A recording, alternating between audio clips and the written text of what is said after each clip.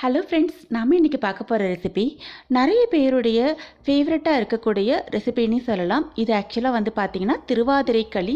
களி நம்ம சாதாரணமாக சொல்லிட முடியாது, இதுக்கு பின்னாடி நிறைய ஸ்டோரிஸ் இருக்குது. பட் இந்த களி பார்த்திங்கன்னா அருமையான டேஸ்டியான ஒரு ட்ரெடிஷ்னலான ஒரு களின்னு சொல்லலாம்.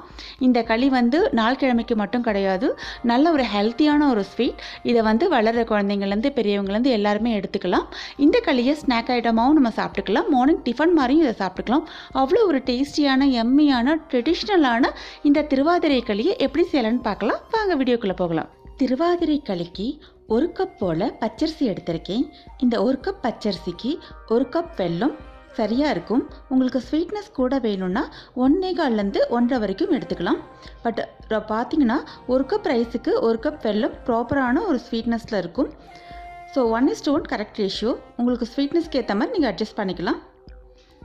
இப்போது வெறும் கடாயில் இந்த 1 கப் பச்சரிசியை நல்லா ட்ரை ரோஸ்ட் பண்ணி எடுக்க போகிறோம். அதாவது பொரியரிசின்னு சொல்லுவாங்க இல்லையா, நல்லா சிவக்க வறுக்கிறது.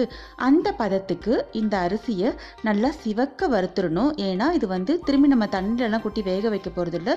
இதை வந்து வெள்ளை கரைசலோட தான் நம்ம மிக்ஸ் பண்ண போகிறோம். அதனால் வெல்லம் சேர்த்த தண்ணியில் ரொம்பலாம் வேகாது. அதனால் எவ்வளோ நல்லா வறுக்க முடியுமோ அந்தளவுக்கு தீயாமல் லோ ஃப்ளேமில் வச்சு நல்லா சிவக்க வாசனை வர வரைக்கும் நல்லா பொரியரிசி பதத்துக்கு வறுத்து எடுத்துக்கோங்க.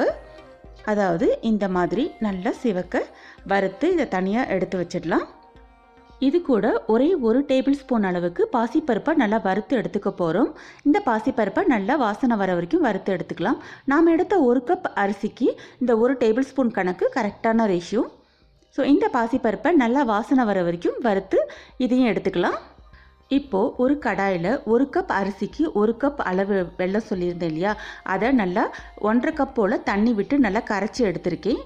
ஒரு கொதி வந்தோன்னு வடிகட்டி நம்ம இந்த கடாயில் ஊற்றிக்கலாம். இது கூட 2 கப்பு தண்ணியை இது கூட சேர்த்துக்கலாம் நம்ம. அதாவது 1 கப்புக்கு 1 கப் அரிசி எடுத்திங்கன்னா 3 கப் போல் தண்ணி தேவைப்படும். அதை தான் நான் அப்படி பிரித்து ஊற்றிருக்கேன். ஸோ 1.5 கப் அந்த வெல்லத்தோடு சேர்த்த தண்ணி, அதுக்கப்புறம் மீதி இருக்க 2 கப்பு ஊற்றி நல்லா கொதிச்சிட்ருக்கு. இந்த டைமில் நம்ம இது கூட ஒரு 2 சிட்டிகை போல் நம்ம வந்து ஏலக்காய் தூள் சேர்த்துக்கலாம். அப்புறமா 1 டேபிள் ஸ்பூன் பக்கம் துருவன தேங்காயும் இது கூட சேர்த்துக்கலாம்.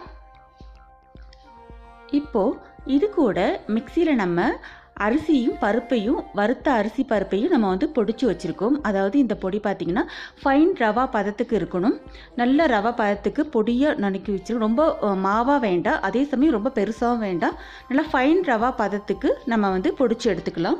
இந்த பொடியையும் இந்த வெள்ளை கரைசலோடு சேர்த்துக்கலாம். கொஞ்சம் கொஞ்சமாக விட்டு கட்டி முட்டி இல்லாமல் நல்லா கரைச்சி வச்சுக்கோங்க. நல்லா கலந்துடுங்க. டக்குன்னு இது இறுக ஆரம்பிச்சிடும். அதனால் கைவிடாது கலந்து எடுத்துக்கோங்க. இது கூட ஒரே 1 சிட்டிகை உப்பு சேர்த்துக்கிறேன். எப்போதுமே வெல்லம் சேர்த்து செய்யக்கூடிய எந்த ஸ்வீட்லேயுமே 1 சிட்டிகை உப்பு சேர்க்கும் போது அந்த வெல்லத்தோட டேஸ்ட்டை நல்லா என்ஹான்ஸ் பண்ணி கொடுக்கும். இப்போது கைவிடாது நல்ல கலரி எடுத்துருங்க. அதாவது சுருள கலரணும்.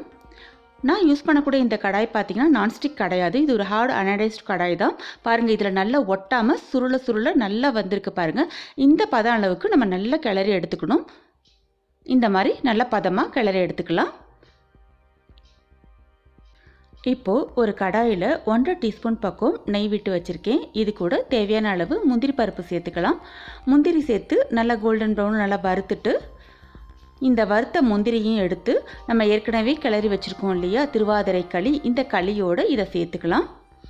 நெய்யில் முந்திரி வறுத்து இந்த களியோடு சேர்க்கும்போது பார்த்திங்கன்னா வறுத்த பாசிப்பருப்பு அரிசி இந்த நெய் முந்திரி சேர்த்த காம்பினேஷன் செம்மையான மணக்க சூப்பரான களியில் ரெடி ஆகிருக்கும். அருமையான திருவாதிரை களி சுட சுட சூப்பராக ரெடி ஆகிடுச்சு. நல்லா ருசித்து சாப்பிட கிறிஷ்வாஸ் கிச்சன் ஸ்டைலில் சமைச்சு பார்த்து ருசித்து பார்த்து உங்களோட கமெண்ட்ஸ் சொல்ல மறக்காதீங்க friends. Thank you. Thanks for watching the recipe. Like, share and subscribe the KrishVas Kitchen.